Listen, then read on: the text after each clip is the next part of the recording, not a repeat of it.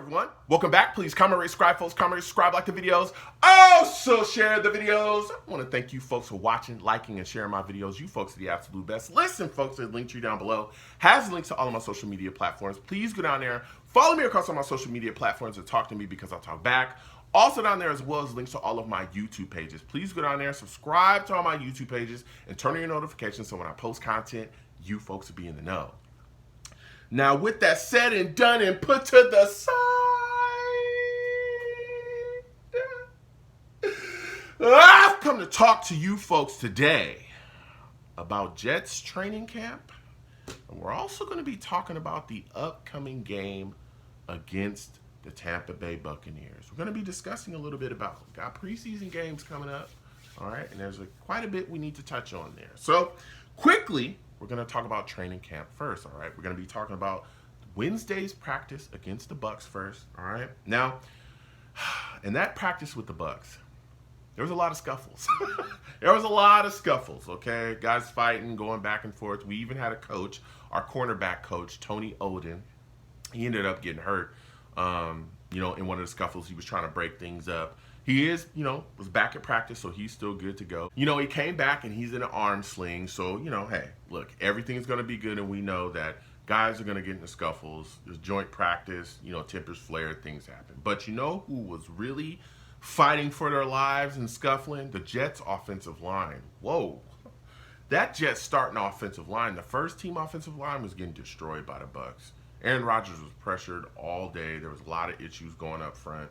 And the offense has some problems. Now, keep in mind that offensive line had no ATV. He's dealing with an ankle injury.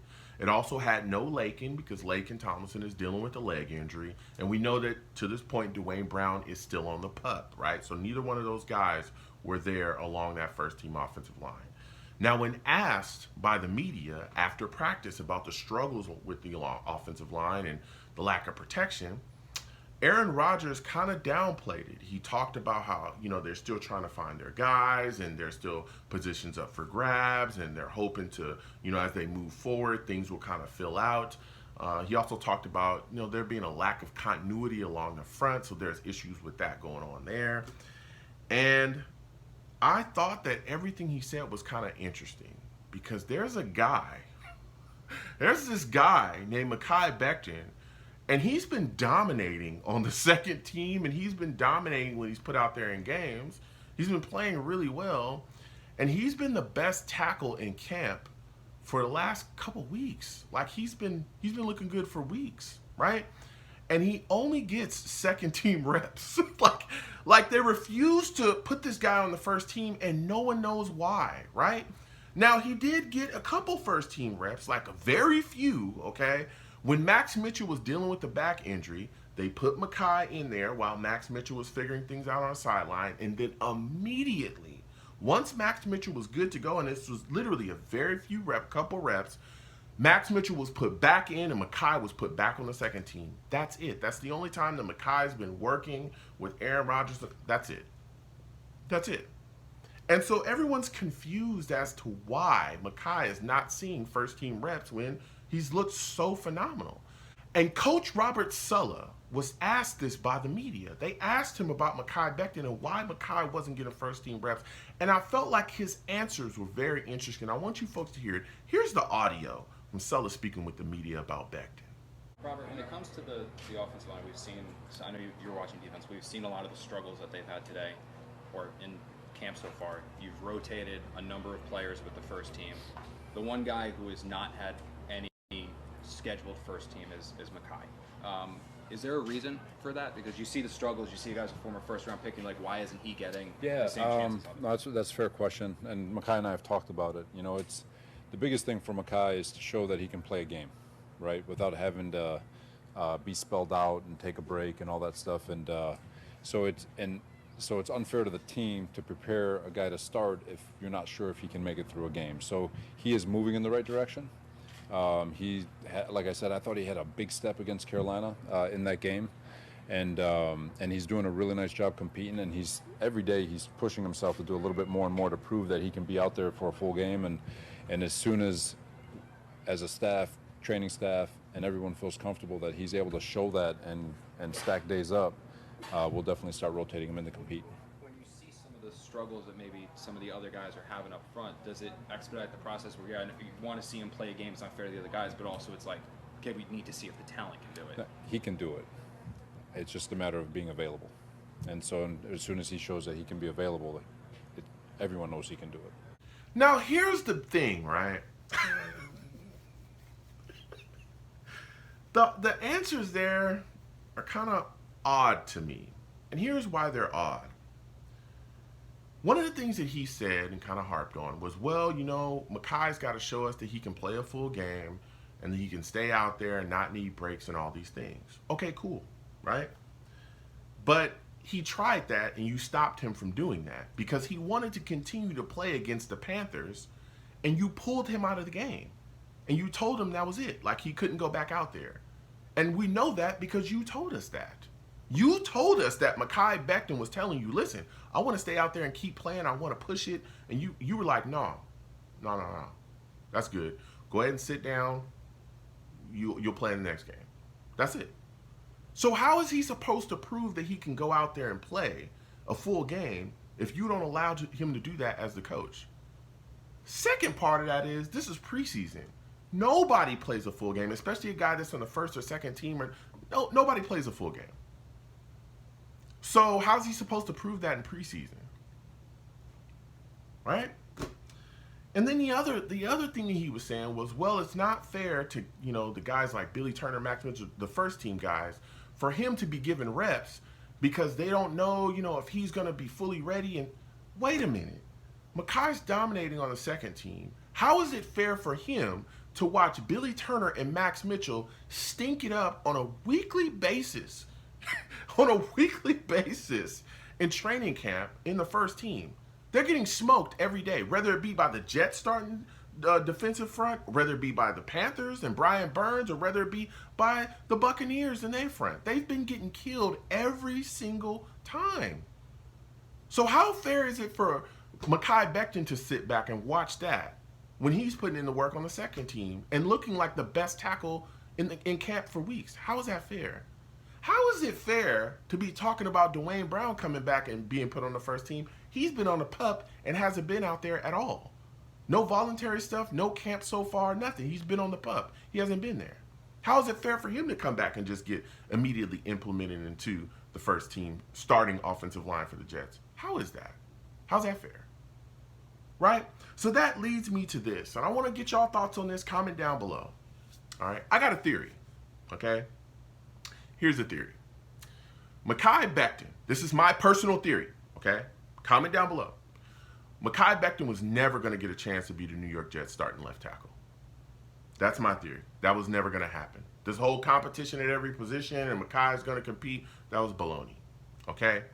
I believe that the New York Jets were always going to start Dwayne Brown at left tackle no matter what Mekhi Becton did, and that was the end of story. And that's why all the talk is about him being pushed to right tackle, and here's why, right? When you look at the Jets' offensive line, right, you look at this situation, Dwayne Brown has never played anything but left tackle, ever, right? So asking him to right tackle would be a change for him, a major change. And look at the situation with Billy Turner, okay? Billy Turner has talked about how tough it is to change from left tackle to right tackle. And my eyes were opened as well when Aaron Rodgers recently came out and talked about how they don't know who's all going to play along the offensive line. They're still looking for their best, but they know that they're going to play Dwayne Brown. Okay, well, if you know that, he's never played anything but left tackle, so he's got to be your starting left tackle. Not only that, when he comes back off the PUP, whenever that is, who knows, right? Whenever that is, he's going to be coming back. He's coming back off that shoulder injury. He's got to get in football shape as well because he hasn't been out there at all. He's got to get used to this new scheme with Nathaniel Hackett in this offense, so that's going to take some time. He's also got to gel with the current guys that's going to be out there along the offensive line and build some continuity with them. That's a lot to ask a guy, and then when you stack the possibility of moving from left tackle to right tackle on that list, that's a lot to ask a guy. That's a lot. Even though he's a veteran, that is a lot to ask a guy. So I think from the very jump, the Jet staff have decided that Dwayne Brown will be the New York Jets starting left tackle come hell or high water. He's going to be the starting left tackle. And that Mekhi Becton, because he's so young and because he's a guy that has immense talent, can be moved to right tackle and will play right tackle. And that's it. That's it. That's why all of the discussion surrounding him now is no longer about him playing left tackle at all. It's all about him playing right tackle because that's the only spot that they're going to put him. Unless something happens to Dwayne Brown, he's going to be playing right tackle. And that's it. So that's my theory. And I want y'all to comment down below and give me your thoughts because that's the only thing that makes sense. Nothing else makes sense as to why Mekhi Becton has not gotten first team reps at left tackle and worked with Aaron Rodgers throughout all the camp. Nothing else makes sense. Because he is by far better than Billy Turner or Warren or Max Mitchell. He is by far the best tackle in camp. Don't understand it. I mean, Aaron Rodgers has been getting mauled. So comment down below. Now, we'll move on to Thursday. There was no practice against the Bucs, okay? Sulla canceled the second practice. There's been a lot of narratives trying to be floated that he did it late, which is a lie. He already discussed it with the Bucs. They knew that the Jets were canceling that second practice. Sulla came out and said he felt like it was unproductive and a bunch of other stuff, and he just canceled it, okay? So now it's just, the Jets practicing against themselves. And let me tell you something. Breece Hall came off the pup, and he looked phenomenal, okay? He was actually in 11 on 11s. And let me tell you something. The way he was running and cutting and moving, Breece Hall looked like nothing happened to him. That knee looks phenomenal. He is literally moving. I'm talking moving. It looks like Breece before he even got hurt. It looks like nothing happened to Breece Hall at all. He came off the line in the passing game and caught a slant. And if that was a real game, he would have took it to the house. I think Sulla even talked about that play. Breece looks ridiculous. So it's going to be very interesting to see what happens going forward with Breece Hall and how this Jet staff handles him going into the season. He might actually be out there week one. He might be on that field actually playing and really getting some carries. Bro, the way he's looking is crazy. Dalvin Cook was out there as well. Of course, we still know he's getting back from that shoulder injury, but he was out there doing a workout. He looked good. Garrett Wilson,